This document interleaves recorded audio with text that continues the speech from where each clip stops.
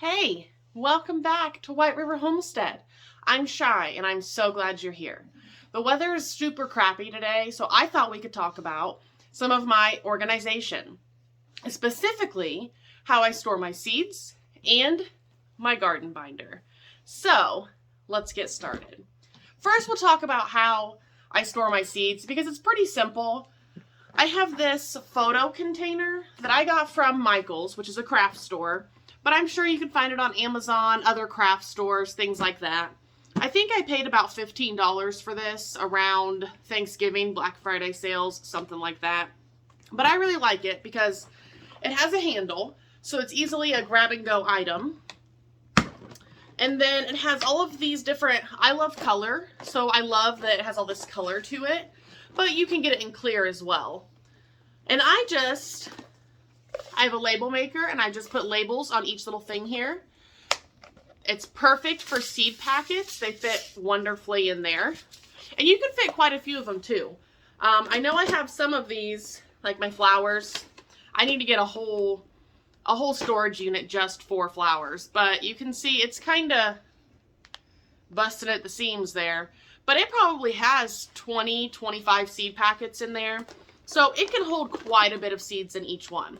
I just separated them out in the categories that made the most sense to me, and I am going to get another one of these pretty soon, but that is how I store my seeds. They're airtight. I keep them in the bottom of my closet so they're out of sunlight. And that's it. Next, I want to show you guys one of the things that I created this year. Last year was my first year gardening, and one of the issues I ran into was I'd get out to the garden and I would end up doing something, but I didn't bring my notebook or I didn't bring a pen, so I couldn't take great notes. I would make notes on my phone or a quick video, but I like to have handwritten notes that I can look back on. So this year, I'm hoping I solved that problem. So what I have here is my garden binder. I got this at Staples. You can get a binder online at any office supply store. They're real easy to find. But I like this because it's beautiful. And I can just grab it and go. So let's check out what's inside. So when I open my binder, the first thing you'll see here is my Clyde's Garden Planner. If you have never seen these, it's a really cool contraption. I have the Roots and Refuge version, but you can buy them on I think it's ClydesGardenPlanner.com. I'll find the link and post it in the description below. But it's really simple. All you do is, for the spring side here, you'll see they have a bunch of the different common vegetables that you would plant. And then you just move this based on your frost date to the months up top. So in this case, my last frost day is at the end of April. So let's put it there. So this tells me if I want to plant tomatoes, I just follow this down. Tomatoes are down here. It tells me when I can put them in the ground, transplant them, start seeds. So it gives you a ton of information. Definitely something I think is important to have in a garden binder. Next thing that you will find in my garden binder is one of my garden layouts. It doesn't belong in this section, but we had it there because we were doing some flags.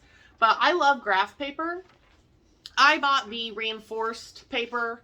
That way it's not going to tear because I'm not real easy on this thing. But I have these dividers. So in my garden binder here, I have different dividers. So behind the first divider, that's going to be my garden journal. Right here, I have the first set of seeds that I started this year was on March 3rd. So I put the date, I put what phase the moon was in, and then the high and the low for the day. And then I just listed out what seeds I started. To me, that's the only information I really need. I do videos and pictures, so I know what types of trays and stuff I started them in. I just want to know on March 3rd of 2021, what seeds did I even start? And then I have a few pages of that because I tend to start seeds about every 2 or 3 weeks, depending on the moon phase. So I have that. Once I start moving stuff outside, I will take that info and put it in the back of the binder because I don't need it anymore.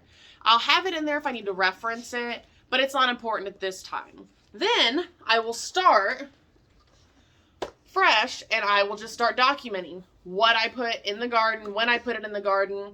And I plan to do the same thing up at the corner. I plan to put the date, the moon phase, and the high and the low. I can always find that information on Google, look it up next year, but I think it'll be nice to have just to reference all of it right here in front of me. So then, the next section is my graph paper section.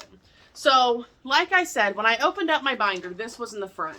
This is where it actually belongs. So we're going to go ahead and put that back. We were flagging out where we're going to put this new garden bed, so that's why it was in the front. That way I didn't have to flip all around it. But I really like using graph paper because I like to see things at scale. I also use the, I call them rummage sale dots. They're just little sticker dots. And these are just Post-it notes that I've cut down and put in spots. So when I go out to the garden and start planting stuff, I know what I want to put where. I can take my whole binder, I can look at this, and I can say, yep, that's where my White Wonder cucumbers are going. That's where the Black Beauty tomatoes are going. And I have that all listed out already. Next, I have right now it's a section of all of the things that I'm growing for the year. For the tomatoes, I have whether it is determinate or indeterminate, because that helps me realize, oh yeah, okay, yes, I planted those Roma tomatoes. Those are a determinate variety. So I need to make sure I don't put those on a trellis that an indeterminate variety would want. Just some notes here and there of what I'm growing and some different things about them. I do still have 4 different tabs that I'm not using, but they're in there if I need them. And then the last but not least, in the back of my garden binder, I have a trusty little pencil pouch. I got it when I got my binder, but this way I have all of the tools that I need when I go to the garden. I don't have to worry about not having a pen or anything like that. So in here, I have those rummage dots I was telling you about. Post-it notes. These are the ones that I was telling you about that I cut into strips to use for placement of the stuff on the grid paper. But you never know when you'll need some Post-it notes. A good pair of scissors. And then several different writing utensils, because you never know what writing utensils you'll need. I put all of that in here, so then anytime I go to the garden, whether I'm planting it, whether I'm just like, oh hey, I'm just going to sit in the garden, I always grab my garden binder, because I tend to get out there and end up doing stuff that I didn't plan on doing. So this way I can document it all, and I don't have to worry about being without any of my tools. And it's real simple to carry out there. It's nice and easy. If I'm going to take seeds out there, I can grab this and this, carry them both together. If you can't tell, I really do like color, so both of those are extremely colorful. But that is some of my organization. One thing you guys will learn about me is I love organization. I love knowing where things are, knowing where I'm going to put things. I'm not a person who likes to just wing it. Sometimes Lair and I butt heads on that because he would rather just wing it. He would rather just go out there, put stuff wherever. That's not how I roll. So I'm really hoping this garden binder helps me keep better notes this year to know what's going on in my garden without having to record it or just remember to come back inside and get a pen and paper. So those are 2 of the things that I use to organize our homestead. What do you use to organize your homestead? I'd love to know. How do you store your seeds? This was just a quick idea that I found. I'm always open to suggestions and ideas, and I love knowing how other people organize their things because it might be something that I never thought about. I really appreciate you guys watching today. I can't wait to hear your feedback. Stay tuned for some more homestead updates. And as always, don't forget, cultivate originality.